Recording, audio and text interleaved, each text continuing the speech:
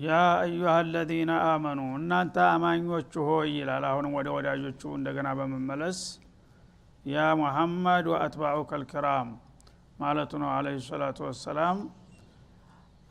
አጢዑ الله ورسوله አለ። አሁን እናንተ የናንጸባራቂ ዲል ያገኛችሁት በቁጥራችሁና በጉልበት በዘዴያችሁ አይደለም። ዋናው ኃይላችሁ መዕየቱላህ ነው። ያ አላህ እናንተ ጋር መሆን ነው ውጤቱን ያመጣውና ለወደፊትም ይሄ ዲል እንዲቀጥል ከፈለጋችሁ አጢዑ الله ورسوله ለአላህና ለመለክተኛው ታዛዦች መሆን አለባችሁ። ለአላህና ለመለክተኛው ታዛዥ በመሆናችሁ ጌታን አስደስታችሁ ነው ለዚህ ውጤት የበቃችሁት እና የናንተ ጉልበት እምነትና መልካም ስራችሁ ነው እንጂ የቁጥር ብዛት ወይም የመሳሪያ መንጋጋቱ አይደለም ማለቱ ነው። ወላ ተወለው አንሁ ከአላህና ከረሱል ፍቃድ አታፈንግጡ ወደ ኋላ። ወአንቱም ተስመዑን እናንተ የጌታን ጥሪ እየሰማችሁ እንዳልሰማችሁ የነብዩን መመሪያ እየሰማችሁ እንዳልሰማችሁ መስላችሁ ጆሮ ዳባ ልበስ እንዳትሉ ያኔ ነው እኔ የምተዋችሁ ይላል አላህ Subhanahu Wa Ta'ala። ይቻት ብቻ በቂ ናት። እንግዲህ ሙእሚኖች በኢማናቸው ጠንክረው የአላህና የመለክተኛውን ትእዛዝ በስራ ላይ እስካዋሉ ድረስ የፈለገ ቢሆን አላህ ድጋፉን እንደማይነፍጋቸው አረጋገጠ ማለት ነው። ይህን እድል የሚነጠቁት መቼ ነው?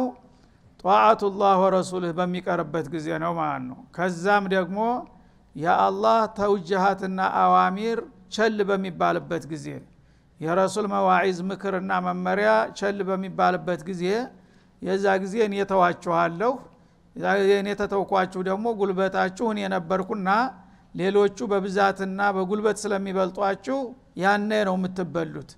አለበለዛ እኔ ከናንተ ጋር እስከሆንኩ ድረስ የፈለገውን ያህል ጥቂትና ደካማ እንኳን ብትሆኑ በአላህ ላይ የሚያሸንፍ ስለሌለ ይህ ነው ውጤቱ ይላል ማለት ነው። ስለዚህ አሁንም ከተገኘው ውጤት ትምህርት ውሰዱ ማለቱ ነው። እኔ ጋራ በመሆናችሁ የረሱልን ትእዛዝና ምክር በማክበራችሁ ይህን አስገራሚ ድል ሰጣችሁ። ይህን ነገር በዚህ መልክ ተከተላችሁ ድረስ እኔም ከናንተ ጋር መሆኔን እቀጥላለሁ፣ ድጋፌን እቸራችኋለሁ።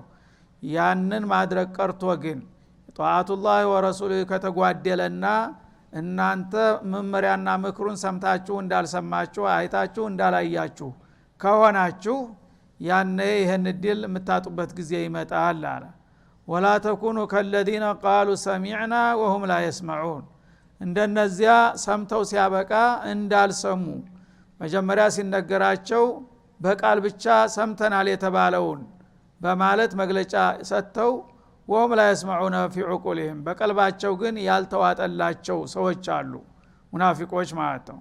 ሙናፊቅ ብዙ ጊዜ ሲሰማ ከንፈሩን እየመጠጠ ጥሩ ነው ይላል። ከዛ ዘወር ሲል ደግሞ ያን ነገር እንዳልሰማ በተቃራኒው ላይ ይሰለፋል ማለት ነው።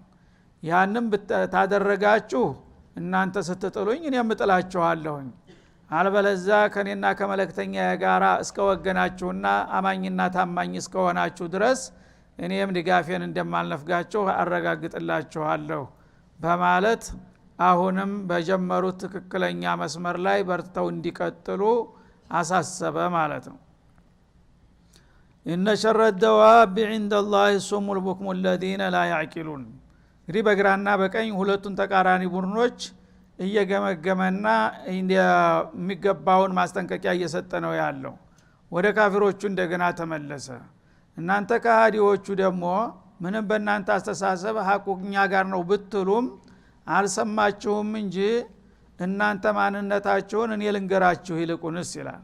እነ ሸረ ደዋብ በዚህ በምድር ላይ ህይወት ኑሮት ተሚንቀሰቀሰው ፍጡራን ሁሉ የመጨረሻ መጥፉና እርኩሳን ማለት እንደላህ አላህ ዘንድ አሱሙ ጆሮ ያላቸው እንደሌላቸው የደነቆሩ፣ አልቡክሙ አፍ ያላቸው ሐቅን ተመናገር የተለጎሙ ድዳዎች የሆኑት ናቸው። አለዚነ ላ ያዕቂሉን አልሐቅ ሐቅ ቢነገራቸው የማይገባቸውና የማይረዱ የሆኑት ክፍሎች እነዛ ናቸው ሸሩ ኸልቂላህ ማለት ይላል ማለት ነው።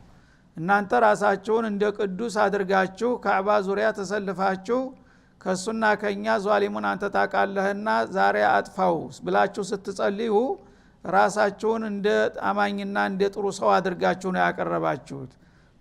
አልሰማችሁም እንጂ እኔ ደግሞ በእናንተ ያለኝን አመለካከት ልንገራችሁ በዚህ ምድር ላይ ህይወት ኑሮ ተሚንቀሳቀሰው ፍጡር ሁሉ የመጨረሻ መጥፎዎችና እርኩሳን ማለት እናንተ ናችሁ አለ አላህ Subhanahu Wa Ta'ala እንግዲህ ደዋብ ማለት ህይወት ኑሮት የሚንቀሳቀስ ተጥቅቅኗ ተትሏ ጀምሮ እስከ መጨረሻው ዝሆን ድረስ ደዋብ ይባላል ሰውም ጭምር ማለት ነው ስለዚህ በዚህ ምድር ላይ ህይወት ኑሮት ተሚንቀሳቀሰው ፍጡር ሁሉ የመጨረሻ እርኩስና መናጢ አላህ የጠላው እርጉም ማለት ማን ነው ካላችሁ الذي الصم البكم الذين لا يعقلون وهم انتم እነዛ ማለት እናንተ ናችሁ አላቸው አላህ Subhanahu Wa Ta'ala ጥንድ ጆሮ ሰጥቷችሁ በጆሮአችሁ ሐቅን መስማትና መረዳት ማትችሉ አንደበት ሰጥቷችሁ ሐቅን ልትናገሩ የማትደፍሩ እንደገና አቅል ሰጥቷችሁ በአቅላችሁ ሐቅና ባጢልን አመዛዝናችሁ መረዳት ማትችሉ ልግመኞችና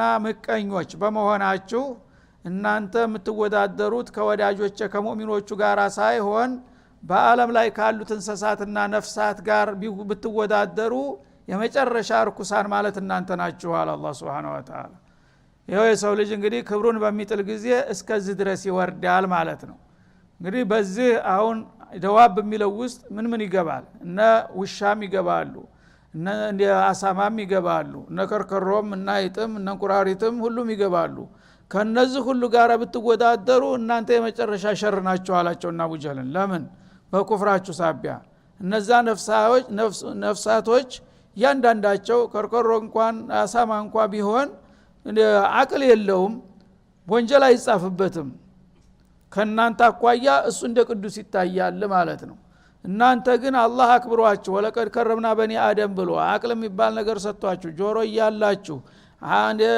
አይን ይያላችሁ የአላህን ፍቃድ በመጻረር ላይ በመቆማችሁ ከሙእሚኖቹ ጋር ሳይሆን ውድድራችሁ ከእንስሳትና ከርኩሳን ጋር ነው ከነዛ ጋር ብትሰለፉ አሸረል ኸልቅ ሆናችሁ የምትወጡት እናንተ ናችሁ ኡላኢከም ሸሩል በርያህ እንደሚለው ሱረቱል በይና ላይ ማለት ነው እንግዲህ ካፊርን አላህ በዛ አይን ነው የሚያየው እኛ የፈለገውን ብናደንቀው ያያል ሀያላን ናቸው ምናምን ብንል አላህ ዘንድ ግን ያላቸው ቦታ ይሄ ነው ማለት ነው ማንንም ተዝህ ከፍ ዝቅ ሊያረግ የሚችል ነገር የለም ካፊርን አላህ Subhanahu Wa Ta'ala ለፊትና ነው ገንዘቡን ጉልበቱን ስልጣኑን ሁሉ ነገር የሚሰጠው እንጂ ወዶት አይደለም ለምን አሸረል ኸልቅ ናቸው ያ ደሞ ሸሩል በርያ ተፈጠራቸው ፍጡሮች ሁሉ የበለጡ መናጢዎችና እርጉሞች እነሱ ናቸው በማለት ደረጃቸውን በግልጥ ያስቀምጣል ማለት ነው ስለዚህ ወለው ዓሊመ አላሁ ፊህም ኸይራ ይላል በእነዚህ እንግዲህ በካፊሮች ዘንድ ትንሽ የኸይር ነገር እንጥብጣቤ አላቸው ብሎ ቢያውቅ ኑሮ ይላል ለአስማዓሁም የአላህን ጥሪ ያሰማቸው ነበረ መጀመሪያውንም ተኸይር ነገር የተሰናበቱ ናቸው እርጉሞች ናቸው ተነሱ ዘንድ ትንሽ ኸይር ነገር አለው ተብሎ በቀልቡ ዘንድ የማመንና ወደ ኸይር የመመለስ ስሜት ትንሽ አለው የሚባል ሰው ቢኖር ኑሮ ይሄን ጌታ የሚሰጣቸውን ምክርና ማስጠንቀቂያ ያሰማቸው ነበር ግን ከኸይር የራቁና የተሰናበቱ በመሆናቸው ጌታ የሚልክላቸውን መመሪያ ሁሉ አንዷን ቅንጣቱም ሊሰሙ አይፈልጉም አላህ ማህሩም አድርጓቸዋል ማለት ነው ወለው አስማዓሁም እንደዛው ደግሞ ልግመኞች ከመሆናቸው ጋራ አላህ አላ ኩሊ ሸይን ቀድር ነውና በግድ በተጽኖ ስሙ ብሎ ቢያሰማቸውም ለተወለው ወሁም ሙዕሪዱን ያ በዛህር የሰሙትን ነገር ወዳውኑ ሊዋጥላቸው አይችልም ወዳውኑ እነሱ ያ የሰሙትና የተጋቱት ነገር ዋቅ ብሎ እንዲወጣባቸውና አፈንግጠው እንደሚመለሱ ነበር ይላል ማለት ነው ስለዚህ ሸቅይ ሰው እንደዚህ ነው መጀመሪያ ሐቅን ለመስማትም አይፈልግም አላህ ደግሞ ግድ ስማ ብሎ ሊያሰማው ከፈለገ ይችላል ማስገደድ ግን አያደርገውም አላህ ቢያሰማቸውም ፈርዶን ያ የሰሙትን ነገር አጣጥመው ሊውጡት አይችሉም ወዳውኑ ያንን ነገር ጥለው ወደ ኋላ ተጠልምሰው ይመለሳሉ ማለት ነው ሙዕሪዱን ማለት ያው ልክ ግንባሩን እንደተመታ ከብት ፊቱን አጣሞ ወዳውኑ ይቀለበሳል ወደ ዶላሉ እንጂ ብናቀም ሰው በግድ እንኳን ብንግተው ያን ነገር አጣጥሞ ሊውጠው አይችልም ይላል ማለት ነው ለምን መጀመሪያውኑ ልግመኛና ምቀኛ ስለሆኑ ሐቅን ላይቀበሉ አቋም ይዘዋል ስለዚህ አንድ ሰው አቋም ከያዘ የመጣው ቢመጣ ከዚህ አቋም የፍንክቻ አልልም ካለ ፈለገውን ነገር ብትጨቀጭቀው በከንቱ ትደክማለህ እንጂ የምታመጣው ነገር የለም። እና አላህ Subhanahu Wa Ta'ala በተደጋጋሚ በሚገባቸው ቋንቋ በሩክቱ አንደበት በነብዩ ሐቁን ቁልጭ አርጎ አፍረጥጦ አስቀምጦላቸዋል። ያን ነገር እያዩ እንዳላዩ እየሰሙ እንዳልሰሙ እየተረዱ እንዳልተረዱ በመሆናቸው አላህ Subhanahu Wa Ta'ala የዛሂር ሐዋሳታቸው እንኳን ቢንቀራፈፍ አይናቸው ቢብለጨለጭ ጆሮአቸው ቢንቀራፈፍ አቅላለንም ቢሉ ያን ሐቅ የመቀበል አቅም የላቸውም። በግድ ደግሞ ተቀበሉ ብዬ ባስገባባቸው አሁንም ያን ነገር ዋቅ ብለው ይተፉታል እንጂ በምንም ነገር አይዋጥላቸው። ኢዕራድ ነው የነሱ አቋም። ኢዕራድ ማለት አንድ ሰው እያየ እንዳላየ ሐቁን ቸል ብሎ ማልፎ መሄድ ማለት ነው። ይህ አይነት ነው ባህሪያችሁና ለዚህ ነው ዲሉን የነሳኋችሁና ለውድቀት የዳረኳችሁ በማለት አሁንም ምክንያቱን ይገልጻል ማለት ነው። ለምን እነሱ ካዕባ ላይ ሙጥኝ ብለው ዱዓ አድርገው ዲል እንደሚሰጣቸው እርግጠኛ ሆነው ነበር የወጡት። ያ ተስፋችሁ የመከነውና ለዚህ ውድቀት የበቃችሁት ራሳችሁ በገዛጃችሁ ነው። ከኔ ጋር አላቃችሁን ቆርጣችኋል፣ ከሱ የመጣን ነገር አንቀበልም የሚል አቋም ይዛችኋል። እንደዛ አይነት አቋም ላይ ሆናችሁ እንዴት አድርጌ ልርዳችሁ ማለቱ ነው። ያ አዩሃ الذين آمنوا እናንተ አማኞቹ ደግሞ ይላል። እንግዲህ ልክ በቃለ መልስ በግራና በቀኝ አንድ ጋዜጠኛ ሁለት ተወያዮችን አስቀምጦ አንድ ጊዜ ለዚህኛው አንደኛ ለዚህኛው እየሰጠ እንደሚያወያየው ማለት ነው። ሁሉንም በቃ በዚህ በኩል ያለውን ለምን ዲል እንዲያገኘ አስባብ ነስሩን ያስታውሳቸዋል። በዚህ በኩል ያለው ደግሞ ለምን እንደወደቀ በገዛ በጥፋትህ በገዛ ክፋትህ ነው እያለው ሁለቱንም ሙሐወራ እያደረገላቸው ነው ማለት ነው። እና እነዚህኞቹን በማዕረግ ስማቸው ዋናው ከጌታ ጋር ያገናኛቸው ኢማን ስለሆነ በማዕረግ ስማቸው ይጠራቸዋል። ያ አዩሃ الذين آمنوا ይላል። ዋናው የኸይር ሁሉ መነሻና መሰረቱ ኢማን ስለሆነ እነዛኞቹን ደግሞ ያ አዩሃ الذين كفروا ይላል። እነ ሸረ الدواب ይላቸዋል ማለት ነው። ሁሉም በባህሪያቸው በስማቸው እየጠራ አንተም እንደዚህ የአይነት ውጤት ሊመጣብህ የቻለው እንዲህ ስለሆንክ ነው፣ አንተም የዚህ አይነት ውጤት ያገኘው እንዲህ ስለሆንክ ነው። ስለዚህ እናንተ በአፍራሽ ጎን የተሰለፋችሁት ይሄ ጉዟችሁ አያዋጣምና ከዚህ ብትመለሱ ይሻላችኋል፣ ይሄ ድርስ ይሁናችሁ። እናንተ ደግሞ ጥሩ ውጤት ያገኛችሁት የተወሰነ ቅንነት ስላሳያችሁና ከጌታ ጋር አላቃችሁን ስላሳመራችሁ ስለሆነ በዚሁ ቀጥሉበት፣ ሰየው ጥሩ ይዛችኋል በማለት ለሁለቱም ይህንን የተገኘውን ውጤት ትምህርት እንዲወስዱበት እያደረጋቸው ነው ማለት ነው። በመሆኑም ያ አዩሃ الذين آمنوا እናንተ በጌታችሁና በመለክተኛው ያመናችሁ ወገኖች አለ እስተጅቡ ሊላሂ ወሊረሱል ልክ እንደጀመራችሁት ካሁን በኋላም ለአላህና ለመለክተኛው ጥሪ ፈጣን ምላሽ መስጠት መቻል አለባችሁ። መጀመሪያ ጌታ ወደ እስላም ሲጠራችሁ ቶሎ ብላችሁ እሺ ብላችሁ በማመናችሁ ከዛም ደግሞ ረሱል እለት በለት የሚሰጣችሁን ምክርና መመሪያ በመቀበልና በማክበራችሁ ነውና ይሄንን ጥሩ ውጤት ያገኛችሁት። አሁንም በዚሁ ባህሪያችሁ ቀጥሉበት፣ በዚህ እስከቀጠላችሁ ድረስ እኔም ከእናንተ ጋር ነኝ ይላቸዋል ማለት ነው። እና ለአላህና ለመለክተኛ ጥሪ ሁልጊዜ አውንታዊ ምላሽ ስጡ። ኢዛ ደዓኩም ሊማ ዩሕይኩም ጌታችሁ ዘላለማዊ ህይወት የሚያወርሳችሁን ነገር በሚጠራችሁና በሚጋብዛችሁ ጊዜ ያን ነገር ለመቀበል አታወላውሉ፣ ፈጥናችሁ መልስ ስጡ ይላል ማለት ነው። እና ሊማ ዩሕይኩም ማለት አንድ ሰው በጌታው መመሪያ ተተመራ በዚህ በዱንያ ላይ ራሱ የተሟላ ህይወት ያገኛል። ሰዓደተል ዱንያ ወልአኺራ ነው የሚከስበው። እና ህይወታችሁ ጤናማ እንዲሆን ተውርደት ወደ መከበር፣ ተድህነት ወደ ሀብት፣ ተተገዥነት ወደ ገዥነት ለመሸጋገርና የተሟላ ህይወት ለማግኘት ከፈለጋችሁ የጌታን ጥሪ ማክበርና መቀበል አለባችሁ፣ የነብዩ መመሪያም መከተል አለባችሁ ይላል። በአኺራም ደግሞ ዘላለማዊ ህይወት በጀነት እንድታገኙ ከፈለጋችሁ ዋናው ምክንያት እስቲጃበቱላሂ ወረሱሊሂ ነውና ለአላህና ለመለክተኛው ጥሪ አውንታዊ ምላሽ ስጡ እንደጀመራችሁ ማለቱ ነው። ወዕለሙ ወቁ አነላህ የሑሉ በይነል መርኢ ወቀልቢህ አላህ ሱብሓነሁ ወተዓላ በሰውየውና በልቦናው መካከል የሚጋርድ መሆን የመጋረድ ኃይል ያለው መሆኑን ወቁ ይላል። ሱብሓነላህ ሰው አዋቂ ራሱን አዋቂ አድርጎ ይወስዳል። አይምሰልህ እኔ ሌላው ቀርቶ የሩቅ የምትመኘውን ነገር ቀርቶ በአንተና በልብህ መካከል ጣልቃ መግባት የምችል ነኝ ይላል አላህ Subhanahu Wa Ta'ala። እኔን የሚያስቀይም ነገር ከሰራህ ከዛ በኋላ እኔ እጣላህና አንተ ልታገኘው የምትፈልገውን ነገር እንዳታስብ አረጋለሁ። አንተ ኸይር ስታስብ ሸር ላይ ጥላሃለሁ፣ ሸር ስታስብ ደግሞ አከሽፍብሃለሁ።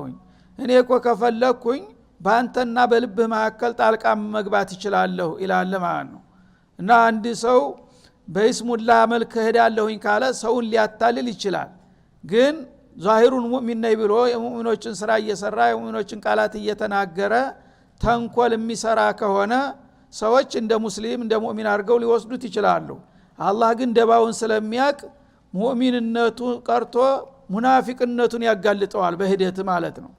ለምን እሱ ብልጥ ሆኖ ከዛም ከዚህም ሊኖር ነው የሚሞክረው።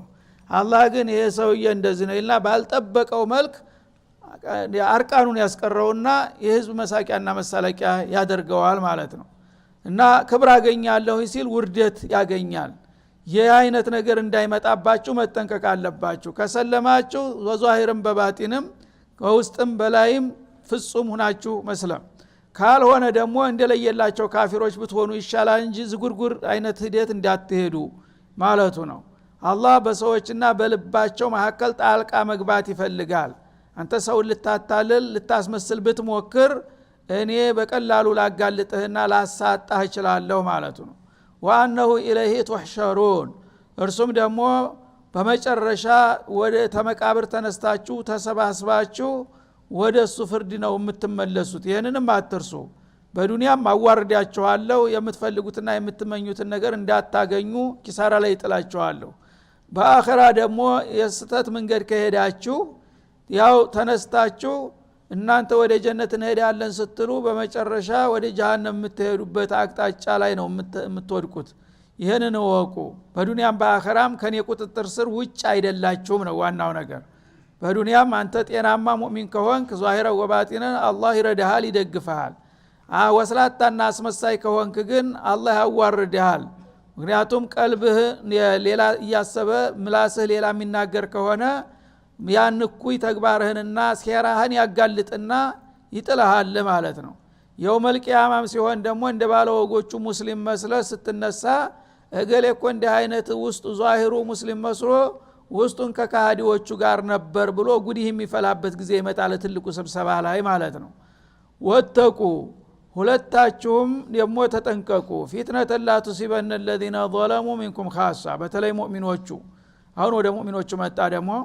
እናንተ አማኞቹ ደግሞ እምነትን መጀመር ብቻ በቂ አይደለም፣ መቀጠልና መዝለቅ ነው የሚፈለገው ማለት ነው። ስለዚህ ኢማንን ጀምሬያለሁ ብለህ እግርህን እንዳትዘረጋ እንዳትዘናጋ እያንዳንዱ ሙእሚን መጠንቀቅ አለበት። ምኑን? ፊትነተን፣ ፈተናን፣ ተዓላማ ማፈንገጥና ስተት ላይ መውደቅ ይመጣል ማለት ነው። ላ ቱሲበነ الذين ظلموا منكم خاصة፣ ከናንተ መካከል ግፍ በደል የሰሩትን ሰዎች በተናጠል የማታገኘውን ፈተና በእናንተ ላይ እንዳደርስባችሁ ተጠንቀቁ ይላል። ሰዎች እንግዲህ ብዙ ጊዜ በዱንያ ላይ ያው አጥፊና አክፊ በሚሆኑበት ጊዜ ዋለም ማደረም ጥፋተኞችና ክፋተኞች አላህ Subhanahu Wa Ta'ala ዋጋቸውን ሳይሰጣቸው አይቀርም። ምክንያቱም ያው በመጥፎ ስራ ላይ ተዋናኝ ናቸውና ማለቱ ነው። ለነሱ የሚመጣው ጦስ እና አደጋ ደግሞ በእነሱ ላይ ብቻ ዘንቦ አያባራም። እንግዲያውሳ በአካባቢ ያሉትን ያጣልፋል ሌሎችንም። ያ ነገር እንዳያጣልፋችሁ ተጠንቀቁ አማኞች ይላል።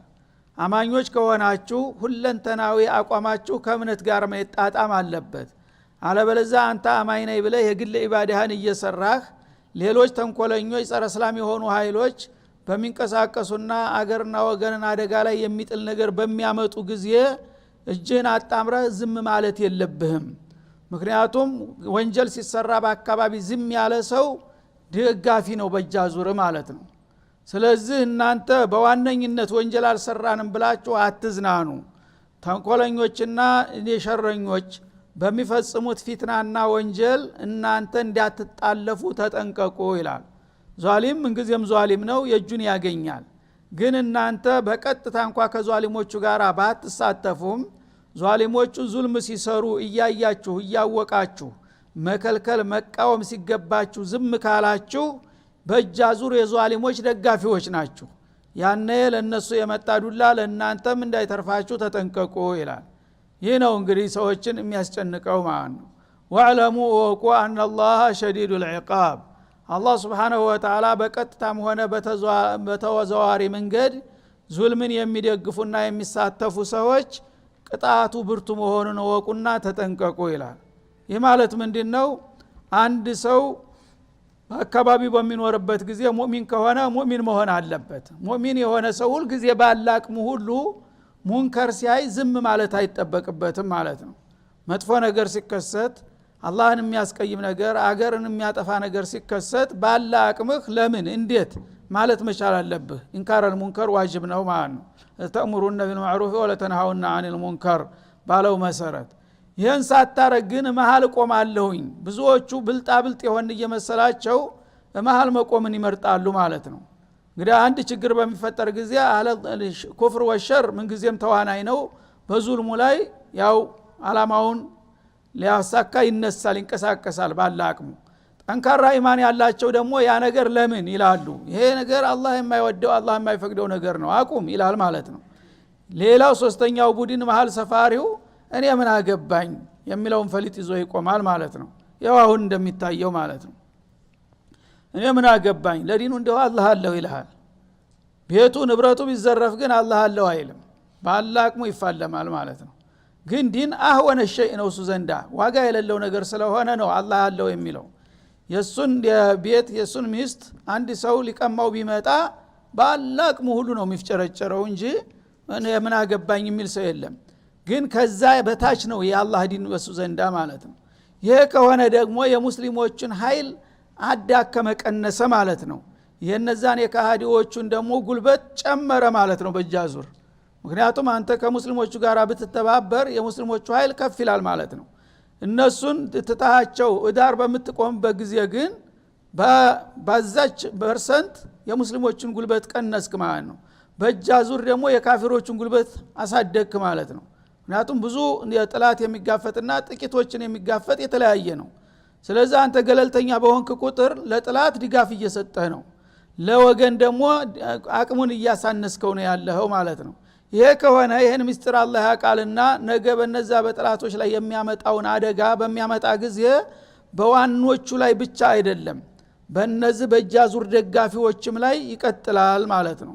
ለዚህ ነው ነብዩ አለይሂ ሰላቱ ወሰለም ለተእምሩነ ቢልማዕሩፍ ወለተንሃውና አኒል ሙንከር ወኢላ ሰየዑሙኩሙላሁ ቢዒቃቢ ይሄንን ካላደረጋችሁ ግን አላህ በሚያመጣው ቅጣት ሁላችሁንም ይጠርጋችኋል ያሉት ተዚህ በመነሳት ነው ማለት ነው። ይሄ ብዙዎቹ አሁን ያልገባቸው ይሄ ነው። እኔ ያው በግልጥ ካፊሮቹ ጋራ እስታልቆምኩ ድረስ እኔ በግል ስራዬ ተጠምጄ ጊዜ የለኝምና እዚህ ጭቅጭቅ ውስጥ መግባትም አልፈልግም ገለልተኛ መሆን እፈልጋለሁ ማለት ተማን ነው የምትገለለው? ከኢማንህ ነው እኮ የምትገለለው። ኢማኔ የፈለገውን ዲኔን የፈለገውን ሰው ቢጫወትበት አያገባኝም ብለህ ከኢማን ነው እኮ ተኸሊ የምትሆነው ማለት ነው። ይሄ ከሆነ ከኢስላም ገለልተኛ ነኝ ያለ ሰው ምኑ ላይ ነው ታዲያ ሙስሊም ሊሆን የሚችለው? እና በዚህ ምክንያት እንዳትበሉ ይሄንን ወቁና ተጠንቀቁ ይላል። ፊትነተን ማለት ያው የተለያዩ ፈተናዎች ይመጣሉ በዲን ላይ። እነዛ ፈተናዎች በሚመጡ ጊዜ ፈተናዎች የሚያስከትሏቸው ጦስና መዘዝ እነዛን ዋና ተዋናኝና ወንጀለኞቹን ብቻ ሳይሆን እነሱን መነሻ አድርጎ አማይነን ብለው ለዛ ለሙንከሩ አስተዋጽኦ ያላደረጉትንም ክፍሎች ያጠቃልላል። በዛ እንዳትበሉ ተጠንቀቁ ይላል።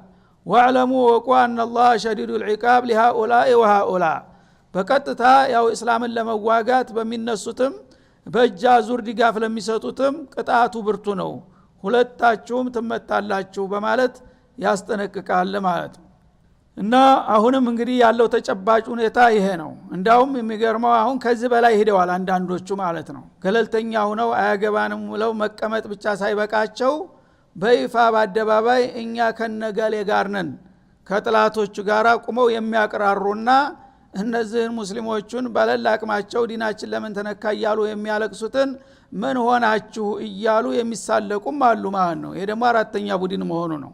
ይሄ ደግሞ የበለጠ ቀረበ ማን ነው ወደ ካፊሩ ምክንያቱም ያኛው ከዝም አልሆንም ነው ያለው በእጃዙር እንኳን ለዛ ደጋፍ ቢሰጥ አያኛው ግን ግልጽ ሆነ ማለት ነው አርፋችሁ ተቀመጡ ምንድነው የሚያንጫጫችሁ እንደ ታልክ የጥላትን መልእክት ነው የምታስተላልፈው ማለት ነው የሱ ካድሪ ሆንክ ማለት ነው ይሄ ከሆነ ቀጥታ ከዛ ከዟሊሙ ከሚለው ጋር ይመደባል ይሄኛው ክፍል ደግሞ ስለዚህ ምን አገባችሁ ለሚሉ ሰዎች መልሳችን ይሄ ነው የሚያገባን ይሄ ነው እናንተ በመታመጡት ጦስና መዝህዝ እንዲያንጠፋ ስለምንፈራ ነው ሙንከር ሲታይ ዝም ታልክ ሁሌንም ጠርጋለሁ ብሏልና ይሄ ነው ሰላም የማይሰጠን ዝም እንዲልን የማያደርገን አላህ ሙንከር ስታው ዝም አትበሉ ባላቅማችሁ ተቃወሙ አልበለዛ ሁላችሁንም አጠፋችኋለሁ ስላለ ይሄ ነው የሚያገባኝ አንተ ግን ሙስሊም ነኝ ብለህ ሲያበቃ የአላህን ጥሪ የማሰማው ለምንድን ነው ብለን መጠየቅ መቻል አለብን ማለት ነው ወዝኩሩ አስታውሱ ኢዝ አንቱም ቀሊሉን ሙስተضعفون في الارض لا እናንተ ሙእሚኖቹ መጀመሪያ መነሻ አካባቢ ላይ በጣም ጥቂቶች ነበራችሁ በጣት የምትቆጠሩ እንደገና ደግሞ ሙስተضعفون በአቅም ረገድም ሲታይ በጥላቶቻችሁ የተናቃችሁ እዚህ ይግባ የማትባሉ ልፍስፍሶች ነበራችሁ ይላል ተኻፉና እየተخطفكم الناس ከጥቀታችሁ ተማነሳችሁና ከዲክመታችሁ አንፃር ጥላቶቻችሁ በፈለጉት ሰዓት ተነስተው በአንድ ጊዜ የሚቧጨቋችሁ አድርጋችሁ ትፈሩ ነበር እንግዲህ መኮች መጀመሪያ አካባቢ ላይ ሙእሚኖች በጣም ጥቂቶች ናቸው ጥቂቶች መሆናቸው ብቻ ሳይሆን ደግሞ ጉልበትም ሀብትም ምንም የላቸውም ያን ኃይል የሚቋቋሙበት ማለት ነው እንዳው እንደ ዶሮ እየያዙ እንደፈለጉ ይረግጧቸው ነበር ያነ በፈለጉት ሰዓት ተነስተው በሌሊትም ሆነ በቀን በአደባባይም ሆነ በስውር አንድ ቀን ዘመቻ ቢከፈት በጥቂት ደቂቃዎች የሚያልቁ ሰዎች ተደርገው ነበር የሚታዩት ከመናቃቸው አኳያ ማለት ነው በዚህ ሁኔታ የተናቃችሁና የወደቃችሁ የነበራችሁትን ፈአዋኩም አላህ አላህ ግን የሱን መልእክት በመቀበላችሁ ብቻ ወደሱ አስጠጋችሁ ሱብሃንአላህ የራሱ ሰው አደረጋችሁና የጌታ ህዝብ ተደረጋችሁ ማለት አላ ان حزب الله هم الغالبون እንደሚለው አላህ አስጠጋችሁ ማለት ተዛ ተጠላቶቻችሁ ጉያ አውጥቶ ወደ መዲና እንድትሄዱ በተሰቦቻችሁ ወንድሞቻችሁ አጎቶቻችሁ መቆሚያ መቀመጫ ሲያሳጧችሁ የማያቋችሁ ጎረቤት ሀገሮችን ርህራሄ ሰጥቶ እናንተን እንዲቀበሉና እንዲያቅፏችሁ አደረኩኝ ይላል ይሄ እንግዲህ ምን አይነት ድጋፍ ነው የሰጠዋችሁ ሰው አባቱ እናቱ ወንድሙ እየተዋጋው እንደገና አይቶ ሰምቶ ተማያቂ ባዕድ ሀገር አይዞና ቶሎ እኔ በሁሉ ነገር ረዳሃለሁ የሚለው የአላህ ታምር ነው እንጂ ከየት ነው ሊመጣ የሚችለው ማለት ነው በዚህ መልክ አላህ Subhanahu Wa Ta'ala አዋኩም ኢለል መዲነቲል ሙነወራ ወደ አንሷሮች ወስዶ ወዳጆቹ ጋር አቀላቅሎ የራሱን ድጋፍ ሰጣችሁ በራሱ እቅፍ ስር አስቀመጣችሁ ይላል ወአየደኩም ቢነስሪ ከዛ በኋላ ደግሞ እነዚያ አረመኔ ጥላቶቻችሁ ተከታትለው መጥተው ሊያጠፏችሁ ሲሞክሩም ደግሞ ባልተጠበቀ መልኩ ዲሉን አቀዳጃችሁና አበረታችሁ ያ የበድርን ዲል አመጣና እንደገና በእግራችሁ እንድትቆሙና ከራሳችሁ ላይ እንድትከላከሉ አስቻልኳችሁ ይሄ ምንድነው ኢማናችሁ ነው ለዚህ ያበቃችሁ ማለት ነው ወረዘቀኩም ሚነ الطيبات እንደገና ደግሞ በኢኮኖሚ ምልሱትም ቀምሱት አጣችሁ የነበረውን ያልጠበቃችሁትን ጣፋጭና ጥሩ የሆነ ሲሳይም ለገሳችሁ በዛ በዲሉ የተገኘውን ምርኮ ገንዘብ ለእናንተ አዛወረው ጥላቶቻችሁ ጭነውት የመጡትን ማለት ነው ይህን ሁሉ ያደረገው ለምንድነው ለዓለኩም ተሽኩሩን ጌታችሁ የሚውልላችሁን ውለታና የሚሰጣችሁን ድጋፍ ተገንዝባችሁ ተገቢውን ምስጋና እንድታቀርቡ ነው ይህንን አውቃችሁ ታመሰግናችሁና አሁንም ከሱ ጋር ያላችሁን ግንኙነት ካዳበራችሁ ይህ የመጀመሪያው እንጂ የመጨረሻው አይደለም ይቀጥላል ድጋፋችን ይላቸዋል ማለት ነው እና በዚህ መልክ ነው እንግዲህ አላህ እዚህ ግባ የማይባሉ ጥቂቶችንና ደካሞችን አንስቶ የዓለም አለቃ ሊያደርጋቸው የቻለው ምንድነው ምስጥሩ የሱን ጥሪ መቀበላቸውና ነብዩን መተባበራቸው ብቻ ነው ማለት ነው ያ አዩሃ الذين آمنوا አሁንም እናንተ አማኞች ሆይ طيب هذا وصلى الله وسلم على النبي وإلى اللقاء